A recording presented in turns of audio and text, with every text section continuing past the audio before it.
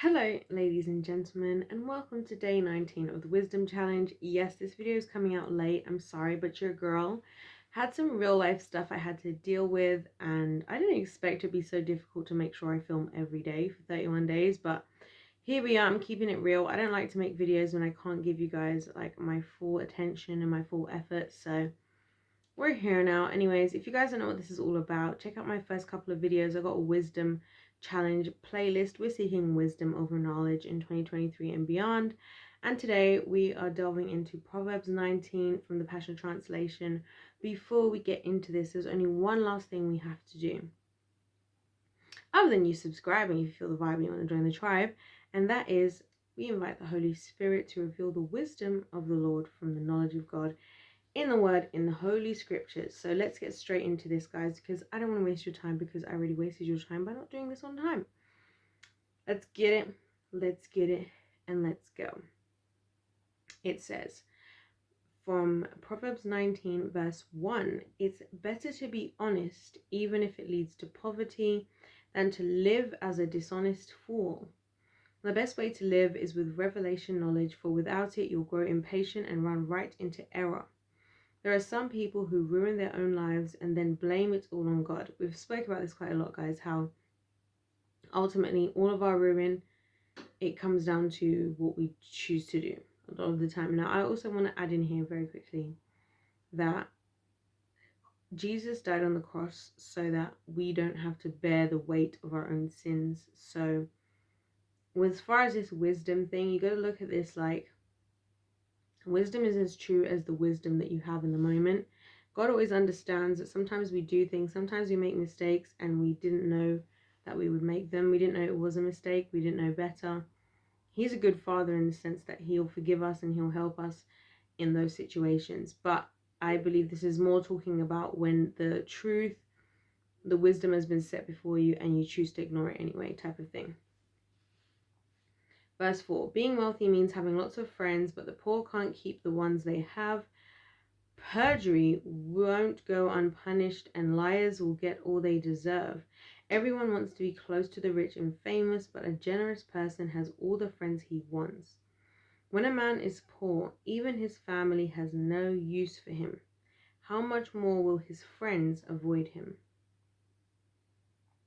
For though he begs for help, they won't respond. Now, this is one of those interesting things where I think this is the type of thing that people would say, oh, like God who's contradicting himself. Because in another breath, in one of the previous Proverbs, God was saying how, it's better to give to the poor than to be, kind of giving to the rich or participating with the rich, because it says more about who you are. I think what God is trying to say here, and this is the point of wisdom, guys, is that wisdom, it's not about like God trying to impose anything onto us. It's not about like this is a secret. It's more like these are the rules of life.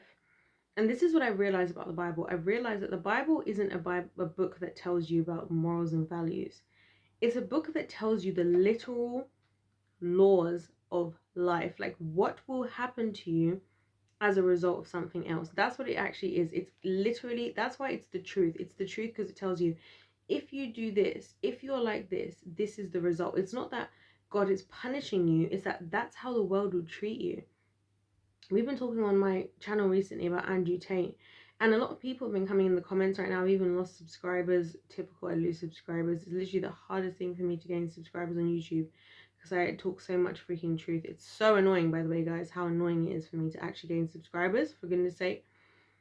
People are like trying to justify this, that, and the other, and that's not really the webcam business. And it's like, do you know what? It's not about what I think. It's not what you think. Every comment, every thought I hear people say, I can understand where they're coming from.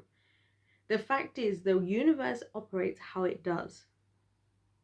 It doesn't matter what you think. It doesn't matter what I think. It doesn't matter how you justify it. And this is what I was trying to get through to people about this Andrew Tate thing. I know people didn't get it. Like, this is what was annoying me. I was like, listen, guys, I get all these counter arguments. I'm not disqualifying those. And I already felt like I overdid my disclaimer.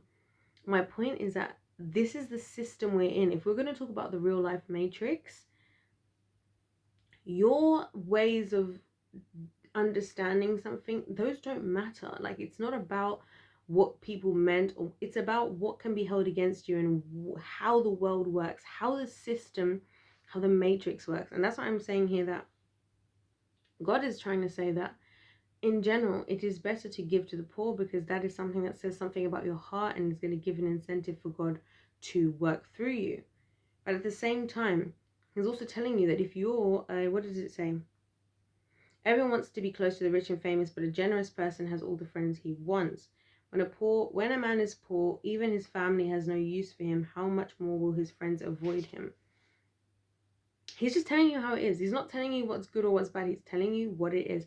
And that's the thing about nature, guys, about a wisdom, guys, that is important, and why I believe it's attached to femininity, and how that's attached to why women have to be submitted to their husbands, and why wisdom has to be submitted to knowledge. Because wisdom will tell you something, but it's about how you, but it's true on both sides. So it says, when a man is poor, even his family has no use for him. How much more will his friends avoid him? For though he begs for help, they won't respond. That's not saying it's a good or a bad thing. Like, wisdom isn't telling you good or bad. Wisdom is just telling you how things work. Does that make sense? And that's the difference between knowledge and wisdom. Knowledge will tell you what's good and bad, and wisdom will tell you how things work. And you have to partner those two things together. Otherwise, you're still missing out, if that makes sense. And that's why fools take wisdom and abuse it. Fools take wisdom like this and they say, oh, because I'm rich, I can do whatever I want. No, that's still foolishness. You might have taken some kind of a wisdom in that regard, but it's still foolishness, because the knowledge is that generosity, right? Not taking advantage of people. Humility is what's going to help you in the long run, and that's true wisdom. Does that make sense? I hope this is making sense to you guys. Anyway, verse 7, when a man is poor, even his family has no use for him. How much, oh, I already did that. Verse 8, do yourself a favor and love wisdom. Learn all you can, then watch your life flourish and prosper. Tell lies and you're going to get caught, and the habitual liar is doomed. This goes back to what I was saying to you guys before about how it's about lifestyle. It's not about every individual thing you do. A lot of people look at the Bible, they look at the people of God, and they think, I have to get everything right all the time. And it's not about that. It's about your general lifestyle. Are you generally a liar, or are you generally somebody that tells the truth? Are you generally make wise decisions, or do you genuinely make foolish decisions? As a wise person, the truly wise person who would be humble, as we've discussed this already, would know that you're going to make foolish decisions, because that's a lot of the some of the time, hopefully not all of the time, but some of the time, that's going to help you to gain your wisdom. And so, there's this clear distinction between these two categories of wise and fool. And I've said to you guys already that I think the real distraction of the world is to make us think there's some like middle ground where you're not quite the wise person, you're not quite the fool, you're not quite in the kingdom of heaven, you're not quite in the kingdom of darkness. You just get to exist in this purgatory, which comes an idea that comes straight from the kingdom of darkness, straight from the pits of hell. By the way, sorry to come for the Catholic community, purgatory does not exist. There we go, I said it. Let's continue.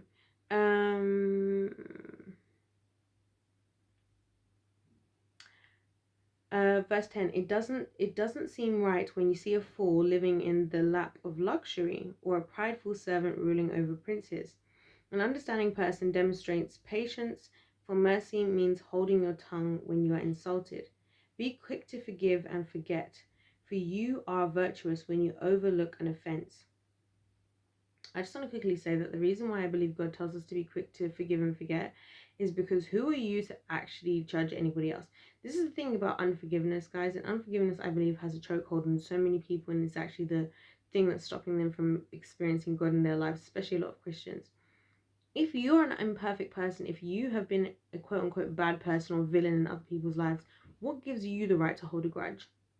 If you need the power of Jesus, if you need to receive Jesus, who are you to then go and put onto somebody else what you can't even live up to?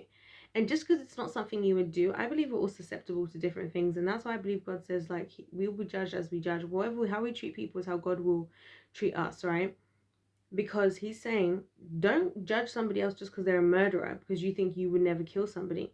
There's other things you would do that are just as sinful in God's eyes, And the Bible does say that all sins are, well, actually, I believe the Bible says all sins are equal. And I probably will look for that scripture in the next couple of days to make sure that I'm backing myself up. But that's what I believe anyway. Let's continue.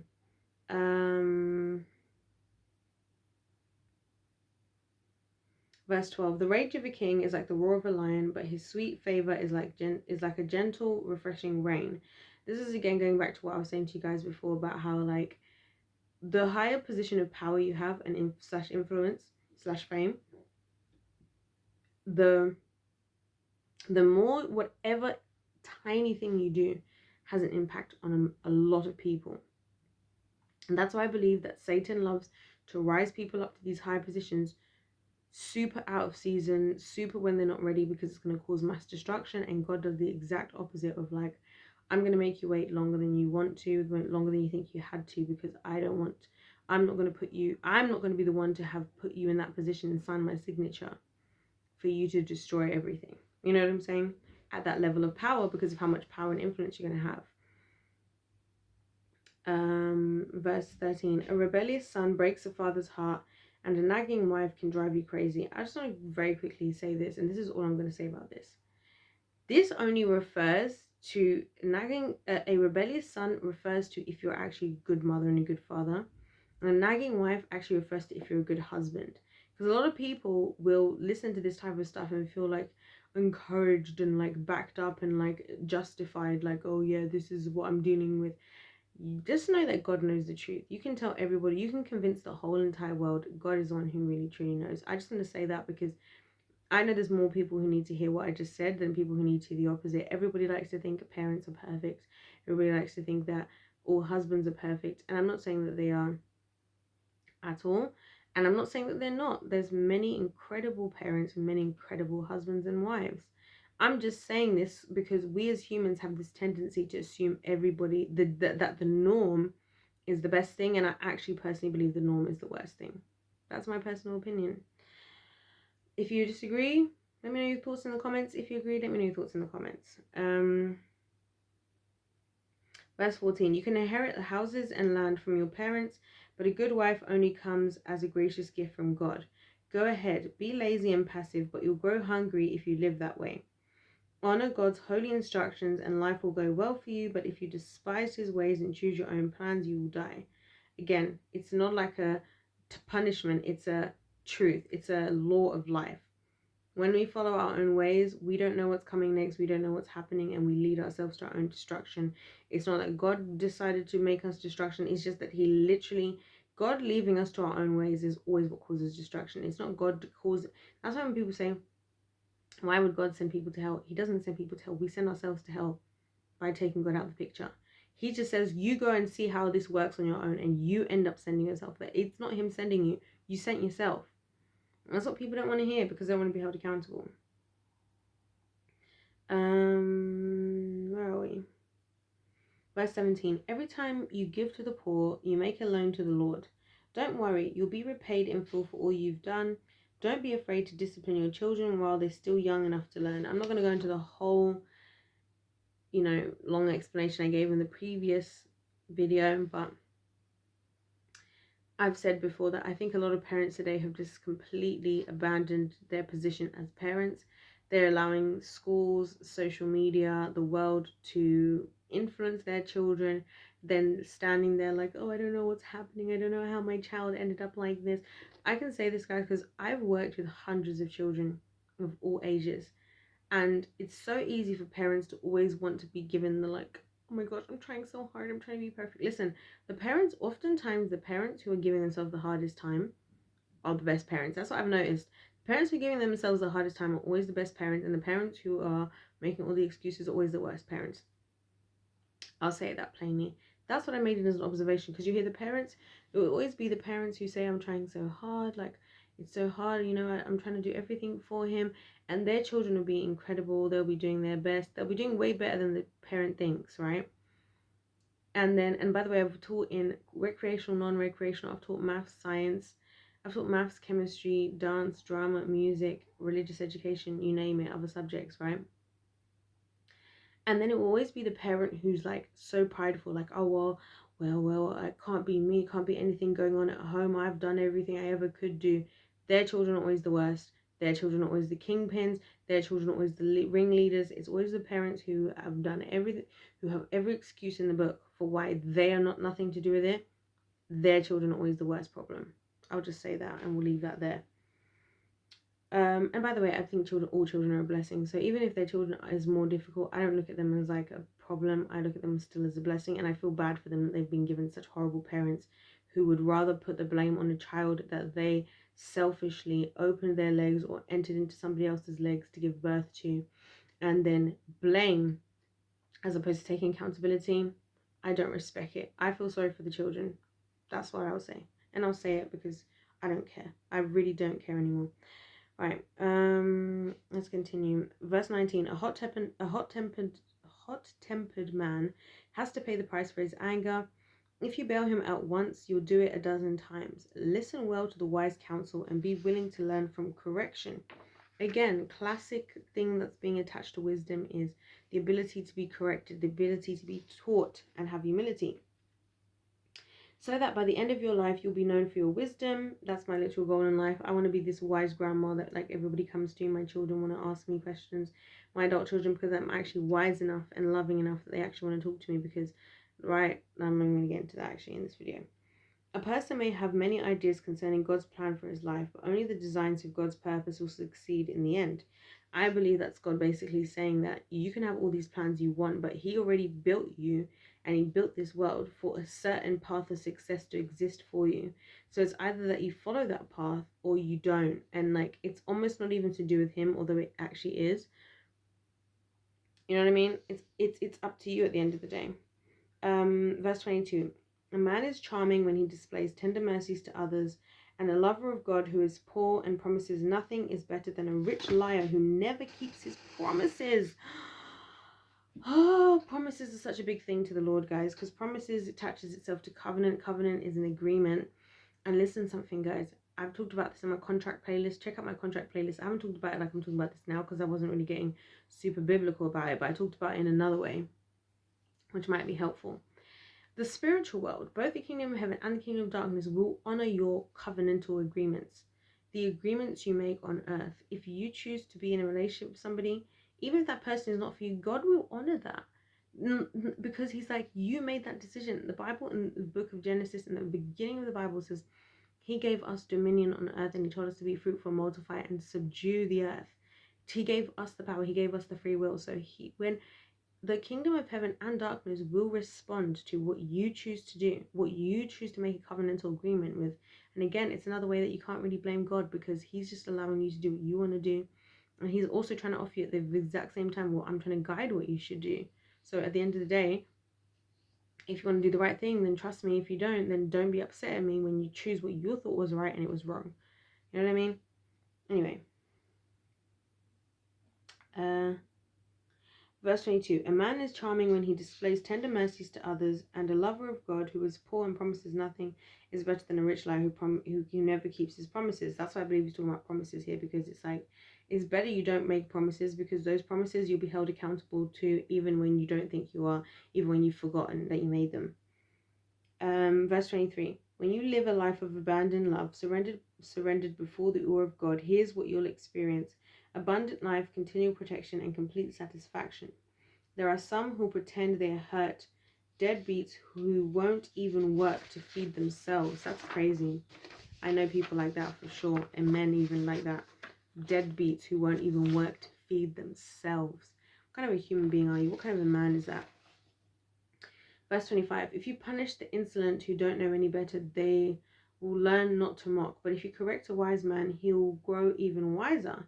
Children who mistreat their parents are an embarrassment to their family and a public disgrace. So listen, my child, don't reject correction, or you will certainly wander from the ways of truth. A corrupt witness makes a mockery of justice, for the wicked never play by the rules. That's really important. I'm going to come back to that in a second. Judgment is waiting for those who mock the truth, and a foolish living invites a beating. So this is the end of the whole chapter now. And key things here. Children who mistreat their parents. I want to clarify here that, listen guys, I'm going to go ahead and I'm going to say something that I wouldn't normally want to say on YouTube, but I've been having a couple of days to the point where I will definitely say this exact type of thing with my whole chest. I would argue that a lot of parents today are the ones mistreating their children and abusing how God intended for this to work, because God intended that children should be able to honor, trust in the wisdom of their parents, believe their parents, obey their parents, and live well. A lot of parents today are manipulating that in a worldly sense. They're turning it into something demonic, where their children become something they use. Their children become people who feel indebted to them. The only reason a child should feel indebted to you is because you gave them everything you possibly could and you never made them feel like a burden. I'll say that. Then to go on to a corrupt witness makes a mockery of justice, for the wicked never play by the rules. That's the other thing, guys. The kingdom of darkness this isn't a fair battle. You know, like even how in the world today we'll have wars and people will do things like in the middle of war, the two oppositions will decide, yeah, this is when we're going to stop the war, then we're going to both give each other 8 hours to go back to our camps and sleep and come back tomorrow replenished and continue fighting. And that's not how the kingdom of darkness works. The kingdom of darkness works by, I'm going to absolutely take every opportunity to obliterate you in the worst moment possible, when you've had nothing else to give. When you had nothing else to give, when you were the weakest, I'm absolutely going to send my strongest level of attack to destroy you in that exact moment. That's what people don't realize. And that's why it's foolish to think we can get away with things, and it's foolish to think we can survive without God, because what happens to you when you're in the moment where you don't have that in you? You become completely susceptible to the kingdom of darkness. You become a perfect target, and you yourself, you know what happened? All you'll do is feel condemned, because you'll be like, well, what else the hell am I going to do? I had nothing else to give. And then you'll realize you're a human being, and then you'll realize why pride makes no sense as a human being, because pride suggests that we are always perfect all the time. We can always overcome everything on our own. We're doing everything on it. We're a god on our own. When you have those moments, the kingdom of darkness will hit you in the worst way, at the worst moment, at the worst time. You know when they talk about like a perfect storm?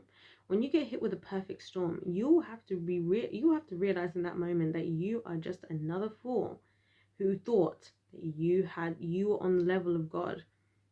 And that's why it's foolishness. And that's why it says judgment is waiting for those who mock the truth, and foolish living invites a beating.